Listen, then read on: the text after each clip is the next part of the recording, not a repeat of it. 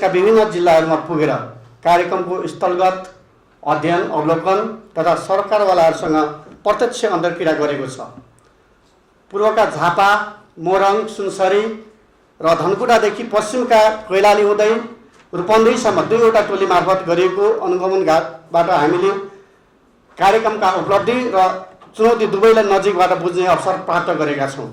हामीले कृषि यान्त्रिकरण, गुणस्तरीय बिउ उत्पादन, सिँचाइ विस्तार, मूल्य श्रृङ्खला विकास, धान, मकै, केरा, माछा पालन साथै प्राङ्गारिक मल उत्पादन तथा विशिष्टकृत कृषि क्षेत्रको विकासमा उल्लेखनीय प्रविधिहरू त्यस भ्रमणमा हामीले देख्यौँ।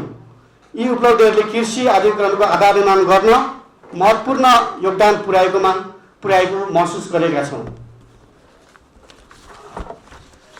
तर उपलब्धिका साथसाथै केही गम्भीर चुनौतीहरू पनि स्पष्ट रूपमा देखेको छ। विकास किसानले उत्पादन गरे पनि उचित बजारको सुनिश्चितता छैन। कृषि बीमा अझै प्रभावकारी बन्न सकेको छैन। सहुलियतपूर्ण कृषि ऋण सहज रूपमा किसानले पाउन सकेको छैन। अनुसन्धान र विस्तार सेवा बीच पर्याप्त सहुने छैन। दक्ष जनशक्तिको अभाव, उत्पादन लागत वृद्धि तथा जलवायु परिवर्तनका चुनौतीहरूले कृषि क्षेत्रलाई थप संवेदनशील बनाइरहेका छन्। यस्तो गम्भीर सुधार आवश्यक रहेको स्पष्ट रूपमा हामीले महसुस गरेका छौँ। जुन कृषि समितिका हामी मान्य सदस्यहरू पूर्व र पश्चिम भ्रमण गएका थियौँ, त्यो सरकारवाला निकाय र त्यहाँ उपस्थित कृषक दाजुभाइहरूबाट हामीले त्यो कुरा पायौँ र यस खालका सुधारहरू, गम्भीर सुधारहरू आवश्यक रहेको पनि स्पष्ट रूपमा हामीले महसुस गरेको म यहाँ जानकारी गराउन चाहन्छु। यसर्थ आजको समीक्षा कार्यक्रम विगतका उपलब्धिहरूको चर्चा मात्रै गरेर सीमित हुनु हुँदैन भन्ने कुरा हाम्रो हो। त्यसैगरी आगामी राष्ट्रिय कृषि अधिकरण कार्यक्रमलाई अझ परिणाममुखी, दिगो र किसानमती र परिवर्तन बनाउने स्पष्ट मानचित्र तयार गर्ने यो अवसरको रूपमा यो समीक्षा कार्यक्रमलाई लिनुपर्छ भन्ने कुरा म यहाँ राख्न चाहन्छु। कार्यक्रमको लक्ष्य योजना सञ्चालन गर्ने मात्रै होइन, किसानको आम्दानी कसरी वृद्धि गर्ने, उत्पादन लागतमा कमी गर्ने, आयात प्रतिस्थापन, निर्यात प्रवर्धन तथा कृषि क्षेत्रलाई सम्मानित र आकर्षण पेसाका रूपमा स्थापित गर्नुपर्ने हुन्छ। त्यसका लागि नीति, बजेट, अनुसन्धान, प्रविधि, निजी क्षेत्र र सहकारी र स्थानीय सरकार बीच सशक्त समन्वय अपरिहार्य रहेको छ।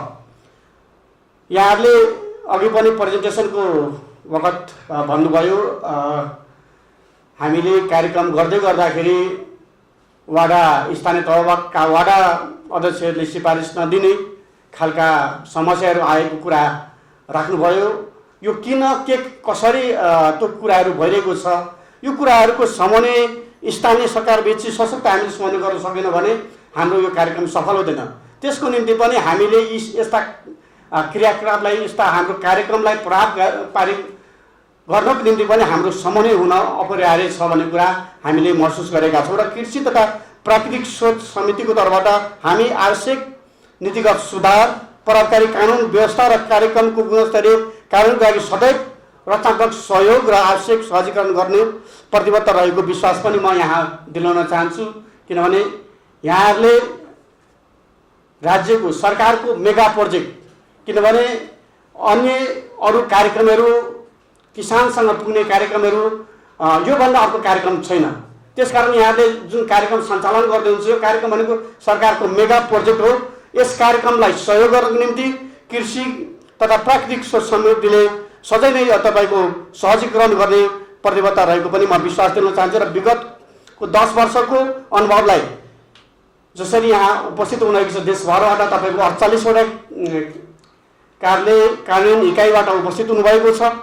यहाँहरूले गरेको कामको समीक्षा गर्दै आगामी कार्यक्रमलाई अझ प्रभावकारी, उत्तरदायी र किसानको जीवनमा प्रत्यक्ष परिवर्तन ल्याउन सक्रिय सहभागिताको लागि पनि म यहाँ सम्पूर्ण उपस्थित कार्यालय प्रमुखहरूलाई म अनुरोध पनि गर्न चाहन्छु। यहाँहरूले कसरी यस कार्यक्रमलाई अझ प्रभावकारी, उत्तरदायी बनाउन सकिन्छ, यसको निम्ति यहाँहरूले आफ्नो तर्फबाट चाहिँ काम गरिदिनुको निम्ति पनि म यहाँहरूलाई अनुरोध गर्न चाहन्छु। त्यसको साथसाथै समीक्षा कार्यको मूल उद्देश्यतर्फ पनि म केन्द्रित हुँदै केही नीतिगत विषयमा आफ्नो विशेष सुझावसहित यहाँलाई म ध्यान आकर्षण गराउन चाहन्छु। मेरो आग्रह छ, आजको समीक्षा उपलब्धिको सूची प्रस्तुत गर्ने औपचारिक कार्यक्रममा मात्रै सीमित नहोस्। यसलाई आगामी दशकको कृषि रूपान्तरणको स्पष्ट मानचित्र निर्माण गर्ने अवसरको रूपमा यो कार्यक्रमले चाहिँ तपाईँको उपयोग होस् भन्ने कुराको म पनि यहाँ अनुरोध गर्न चाहन्छु, यहाँलाई म निवेदन गर्न चाहन्छु। अब आजको मितिबाट यो कार्यक्रमको रिभ्यू चाहिँ गर्नुपर्छ। यो गोष्ठीले चाहिँ तपाईँको कसरी आगामी कार्यक्रमलाई चाहिँ मानचित्र निर्माण गर्न सकिन्छ भन्ने कुराको पनि म यहाँहरूलाई निवेदन गर्न चाहन्छु। र हामीले प्रत्येक कार्यक्रममा कार्यान्वयन इकाइले आफ्नो क्षेत्रमा उत्पादन उत्पादकत्व र क्षेत्र विस्तार, रोजगारी, किसानको आम्दानी तथा मूल्य अभिवृद्धिमा कार्यक्रमले पारेको विस्तारित प्रभाव र तथ्याङ्कका आधारमा प्रस्तुत गर्नुपर्छ। त्यसका साथसाथै पूर्वाधार निर्माणमा मात्र सफलता खोज्ने होइन, त्यसको सञ्चालन, मर्मत, स्वामित्व र दीर्घकालीन दिगोपन कसरी सुनिश्चित गरिएको छ भन्ने विषय पनि स्पष्ट हुनुपर्छ। यहाँले जसरी कार्यक्रमहरू सञ्चालन गर्नुभएको छ त्यसको अब हामीले मूल्याङ्कन मात्रै होइन, हामीले कति खर्च गर्यो भने मात्रै होइन, हामीले खर्चको आधार मात्रै खोज्यो भने परिवर्तन त थाहा पाइँदैन। त्यसकारण हामीले कति खर्च गर्यो भन्ने आधारमा भन्दा पनि हाम्रो कति परिवर्तन आयो भन्ने कुराको चाहिँ हामीले मूल्याङ्कन गर्नुपर्छ भन्ने कुरा म यहाँहरूलाई निवेदन गर्न चाहन्छु। हामीले कस्टम हायरिङ सेन्टर कुराहरू पनि आएको छ, 626 कस्टम हायरिङ सेन्टर यहाँहरूले वितरण गर्नुभएको कुरा अघि प्रस्तुत गर्नुभयो हाम्रो निर्देशकज्यूले। जहाँ कस्टम हायरिङ सेन्टर प्रभावकारी छन् त्यहाँ उत्पादन लागत घटेको छ, समयमै खेती भएको र खेतीयोग्य क्षेत्र विस्तार भएको हामीले स्थगत अनुगमन पनि देख्यौँ। तर कतिपय स्थानमा यस्ता केन्द्रहरू स्थापना भएर निष्क्रिय छन्। त्यसले प्रत्येक इकाइको उपयोग दर, आर्थिक दिगोपन र मर्मत सम्मान र सेवा विस्तार र किसानको पहुँचबारे स्पष्ट समीक्षा गर्नुपर्ने हुन्छ। किनभने हामीले दिएको कस्टम हायरिङ सेन्टरबाट कहाँ भएको छ कि छैन भन्ने कुरा पनि यहाँहरूले त्यसको लेखाजोखा मूल्याङ्कन समीक्षा गर्नुपर्छ भन्ने कुरा म यहाँबाट अनुरोध गर्न चाहे। हामीले गुणस्तरीय नेपाली बिजन उत्पादनमा र उल्लेखनीय प्रगति भएको पनि हामीले आजको प्रस्तुतिकरणबाट हामीले पायौँ। तर बजारमा अझै पनि विदेशी बिउको प्रभाव अझै बलियो छ र अब बिउ उत्पादन मात्र पर्याप्त हुँदैन। पशुधन भण्डारण, प्रमाणीकरण र ब्रान्डिङ बाई ब्याक प्रणाली र बजार सुनिश्चिततालाई एकीकृत रूपमा अघि बढाउन स्पष्ट रणनीति आवश्यक छ। त्यो यहाँहरूको समीक्षा कार्यक्रममा अझ पनि आउनुपर्छ भन्ने कुरा म यहाँ राख्न चाहे। अर्को कुरा, हाम्रो स्थलगत अध्ययनले देखाएको एउटा स्पष्ट निष्कर्ष के हो भने जहाँ सिँचाइ पुगेको छ त्यहाँ उत्पादन बढेको छ, जहाँ भूमि व्यवस्थित छ त्यहाँ यान्त्रिकीकरण सफल भएको छ। तर खण्डीकरण भएको जग्गा, अव्यवस्थित सिँचाइ र कमजोर भूमि व्यवस्थापनले कृषि आधुनिकीकरणलाई सीमित बनाएको छ।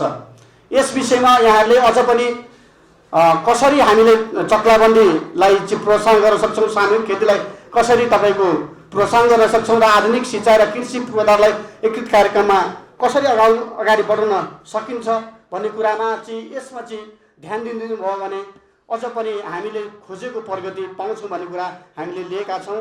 र यसमा हामीले कृषि तथा प्राकृतिक स्रोत समितिले के पहल कदमी लिनुपर्छ भन्ने सुझाव पनि दिनुहोला भन्ने कुरा म यहाँहरूलाई निवेदन गर्न चाहन्छु। हामीले केरा, माछा, आलु, धान, दुध, तरकारी लगायतका आत्मनिर्भर हुने क्षेत्रमा प्रशोधन उद्योग र शीत भण्डारण र ढुवानी, ब्रान्डिङ र निजी क्षेत्रसँगको सहकारी अझ मजबुत बनाउनु पर्ने आवश्यकता देखिएको छ। हामीले माछामा आत्मनिर्भर भइसक्यौँ भनेर भनिरहेका छौँ, केरामा हामी आत्मनिर्भर भइसक्यौँ भनेर भनिरहेका छौँ, दुधमा, अन्डामा हामी आत्मनिर्भर भइसक्यौँ भनेर भनिरहँदाखेरि अझ यसलाई निजी क्षेत्रसँगको सहकारी मजबुत बनाउनु पर्ने अझ पनि आवश्यकता देखेको छ। किनभने निजी सेक्टरको सहकारी बिना हामी अगाडि बढ्न सक्दैनौँ। त्यसकारण यहाँहरूले सकेको निजी सेक्टरसँग चाहिँ सहकारी अझ मजबुत बनाउनुपर्छ भन्ने कुरा देखेकोले गर्दाखेरि प्रत्येक इकाइले उत्पादनदेखि उपभोक्तासम्मको सम्पूर्ण मूल्य श्रृङ्खलाको समीक्षा प्रस्तुत गर्नुपर्छ। र यहाँहरूले यो समीक्षा गोष्ठीमा यो कुराहरूको पनि समीक्षा गरिदिनु भयो भने हामीले चाहेको प्रगति देख्न सकिन्छ भन्ने कुरा म यहाँ राख्न चाहन्छु। त्यसका साथसाथै किसानको सबैभन्दा ठुलो चिन्ता उत्पादन होइन, उत्पादनको उचित मूल्य हो कि सरकारले घोषणा गरेको न्यूनतम समर्थन मूल्य व्यवहारमा प्रभावकारी हुन नसक्दा किसान निरुत्साहित भएका छन्। हामीले अध्ययन अवलोकनको क्रममा त्यो कुरा थाहा पायौँ। सरकारले समर्थन मूल्य तोकेको छ, तर समर्थन मूल्य नपाएको, बेच्न जाँदाखेरि खरिद नगरिदिएको, यी खालको यथावत हामीले अध्ययन अवलोकनको क्रममा पायौँ।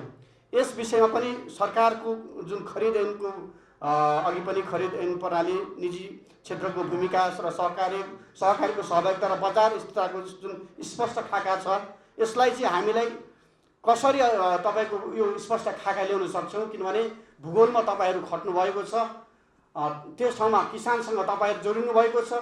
यसमा के पहल कदमी, सरकारले के काम गर्नुपर्छ र कसरी अगाडि बढ्नुपर्छ भन्ने कुराको सुझाव यहाँले खाकासहित प्रस्तुत गर्नुभयो भने यसमा हामीले नीतिगत सुधारको कामहरू हामीले गर्न सक्छौँ भन्ने कुरा पनि म यहाँ राख्न चाहन्छु। त्यसै गरी कृषि बिमाको सहज छैन, ढुवानी दाबी के अरे हाम्रो बिमा दाबी भुक्तानी ढिलो हुन्छ र सहुलियतपूर्ण कृषि ऋण वास्तविक किसानसँग पुग्न सकेको छैन भन्ने कुराहरूको पनि हामी कहाँ धेरै अब यो समस्याहरू आइरहेको छ। विशेष गरी अघि पनि मैले जोडेँ, केरा, माछा, पशुपालन र व्यावसायिक कृषिमा वित्तीय सुरक्षा बलियो बनाउन नीतिगत सुधार यो आवश्यक छ। यस विषयमा ठोस समीक्षा, तपाईँहरूले ठोस समीक्षा गरेर हामीलाई भनिदिनु भयो भने हामीले सुधार गर्नुपर्ने कार्यहरू हामीले त्यो गर्नेछौँ भन्ने कुरा पनि म यहाँ राख्न चाहन्छौँ। अर्को, हामीले कृषिमा सुधार गर्नको निम्ति नेपाल कृषि अनुसन्धान परिषद, नार्क र कृषि विश्वविद्यालयहरू, मन्त्रालय र प्रदेश र स्थानीय तहसम्मको समन्वय अझ प्रभावकारी बनाउनको निम्ति हामीले काम गरिरहेका छौँ।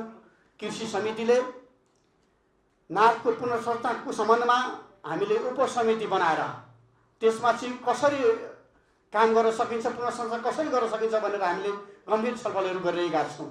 अनुसन्धान अब प्रयोगशालामा मात्रै सीमित हुनुहुँदैन, अनुसन्धानबाट विकसित प्रविधिहरू खेतसम्म पुग्नुपर्छ र खेतका समस्या चाहिँ अनुसन्धानको विषय बन्नुपर्छ भन्ने कुरा हामीले महसुस गरेका छौँ र कृषि समितिले, कृषि तथा प्राकृतिक स्रोत समितिले यस विषयमा उपसमिति बनाएर काम गरिरहेकोले गर्दाखेरि यस विषयमा ठोस समीक्षा आवश्यक छ र समितिको भूमिका के हुनुपर्छ भन्ने खालका सुझावहरू यहाँले दिनुभयो भने हामी त्यस विषयमा पनि काम गर्ने यहाँलाई म जानकारी गराउन चाहन्छु। र हामीले स्थलगत भ्रमणको क्रममा धेरै कुराहरू, तथ्यगत कुराहरू देख्यौँ।